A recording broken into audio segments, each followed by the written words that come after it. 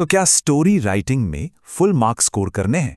अगर जवाब हाँ है तो बिल्कुल सही जगह पर आए हैं, क्योंकि आज हम क्लास 10 के लिए फुल मार्क्स फॉर्मूला को डीकोड करने वाले हैं। चलिए सीधी बात करते हैं, स्टोरी राइटिंग में मार्क्स कटते कहाँ हैं। देखिए, ज्यादातर स्टूडेंट्स के नंबर इसलिए कट जाते हैं क्योंकि कहानी की जो एंडिंग होती है वो या तो अधूरी होती है, या फिर सबसे जरूरी चीज मॉरल यानी कहानी से मिलने वाली सीख वो तो होती ही नहीं है। तो फुल मार्क्स का रास्ता यहीं से शुरू होता है। सबसे पहले यह समझना जरूरी है कि स्टोरी राइटिंग का असली मतलब है क्या। इसका मतलब सिर्फ लिखना नहीं है, बल्कि दिए गए हिंट से एक ऐसी कहानी बनाना है जो कंप्लीट हो, इंटरेस्टिंग हो और जिसका कोई मतलब भी निकले। तो सवाल यह है कि एक परफेक्ट कहानी लिखने का सीक्रेट क्या है? क्या कोई जादू है? चलिए इसे स्टेप बाय स्टेप समझते हैं। वो सीक्रेट है ये सिंपल सा फॉर्मूला SCPCR। यकीन मानिए, ये 5 अक्षर आपकी कहानी में जान डाल सकते हैं। आइए एक एक करके इन्हें अनलॉक करते हैं। सबसे पहले है S यानी सेटिंग। इससे कहानी का स्टेज समझिए। कहानी कहाँ हो रही है और कब हो रही है। सोचिए, क्या वो एक छोटा सा गांव है या फिर स्कूल की एक सुबह। एक अच्छी सेटिंग पढ़ने वाले को कहानी की दुनिया में खींच लेती है। अच्छा, स्टेज तो तैयार है। अब आते हैं C पर, यानी कैरेक्टर्स पर। कहानी के हीरो या विलन कौन है? उन्हें सिर्फ एक नाम मत दीजिए, एक पर्सनैलिटी भी दीजिए। बताइए कि वो दयालु हैं, आलसी हैं या बहादुर हैं। इसके बाद आता है कहानी का दिल, P यानी प्लॉट। यहीं पर सारा एक्शन होता है। घटनाओं को जोड़ने के लिए सडनली, देन, आफ्टर दैट जैसे लिंकिंग वर्ड्स का इस्तेमाल करें।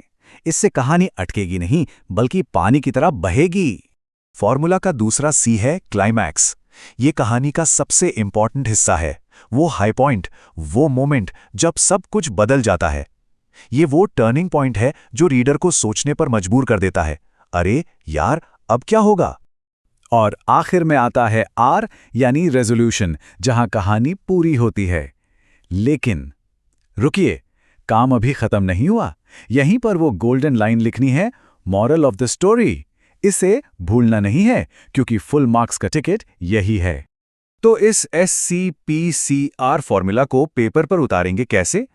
बहुत सिंपल है। बस इस 3 पैराग्राफ स्ट्रक्चर को फॉलो करना है।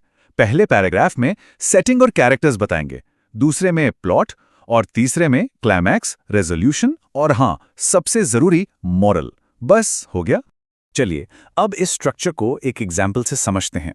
मान लीजिए एग्जाम में लाइन मिलती है, one day I found a wallet on the road. अब इससे कहानी कैसे बनाएंगे? अब देखिए ये जादू हमारी सैंपल स्टोरी इस 3 पैराग्राफ स्ट्रक्चर में कितनी परफेक्टली फिट होती है। पहले पैराग्राफ ने हमें सेटिंग और कैरेक्टर दिया, दूसरे में प्लॉट आगे बढ़ा और तीसरे में क्लाइमैक्स, रेजोल्यूशन और मॉरल के साथ कहानी खत्म हो गई। देखा कितना आसान है।